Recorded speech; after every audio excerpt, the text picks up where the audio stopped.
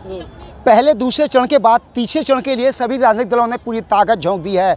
आगरा पर इस समय विशेष ध्यान है। समाजवादी पार्टी के मुखिया अखिलेश यादव आज ताजनगरी पहुंचे और यहां पर उन्होंने गिन पर कई बिंदुओं पर भाजपा को कटघरे में खड़ा किया।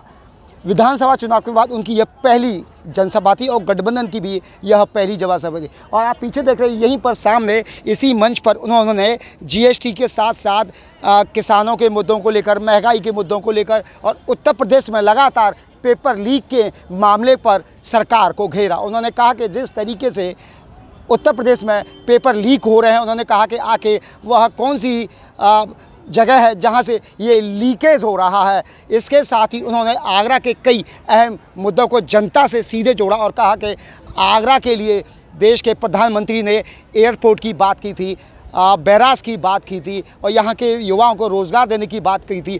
आज फौजियों को 4 साल में सेवानिवृत्त कर दिया जा रहा है। युवाओं को 2 करोड़ की नौकरी की गारंटी दी गई थी, वहाँ पर 1 करोड़ की लोगों की नौकरी दी गई है। इसके साथ ही आगरा के कई पहलुओं को भी छुआ और कहा कि आगरा में व्यापारियों को आज 50% का घाटा हो रहा। पर्यटन उद्योग पर उन्होंने दुख तिलक पर हाथ रखते हुए कहा कि आज पर्यटन उद्योग रसातल में घुसा हुआ है। ऐसे कई अहम मुद्दों को अखिलेश यादव ने टच किया और उनको कुरेदने का प्रयास किया और जनता से भी सीधा संवाद किया और कहा कि जिस तरीके से खाद्य सामग्री बांटी जा रही है और यहाँ पर जो खाद्य सामग्री बांटी जा रही है वो गुणवत्तापूर्ण नहीं है, जिसको लेकर जनता ने भी सिर झुकाते हुए उनका इस पर अभिवादन किया और कहा कि जब भी हमारी सरकार आई, गठबंधन की सरकार आएगी, उनको पैक्ड भोजन दिया जाएगा और बेहतर गुणवत्ता के साथ ये सारी व्यवस्था की जाए। उन्होंने कहा कि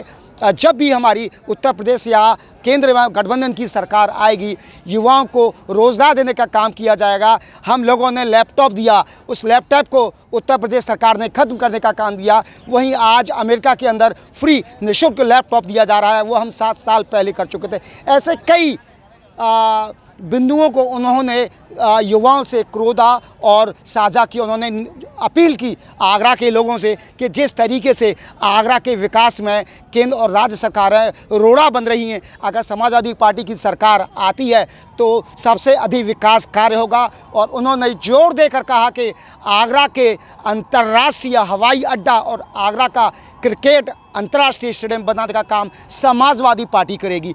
ऐसे ही कई अहम मुद्दों को छुआ और सीधे जनता से संवाद किया।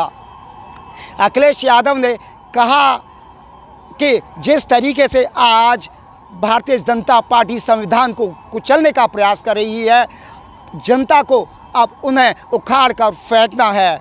ऐसे ही तमाम मुद्दों को उन्होंने छेड़ते हुए जनता से संवाद किया। अब देखना होगा कि 7 मई को जनता किसको अपना मत देगी और प्रधानमंत्री बनाएगी। आगरा से प्रदीप रावत, उत्तर प्रदेश टाइम्स।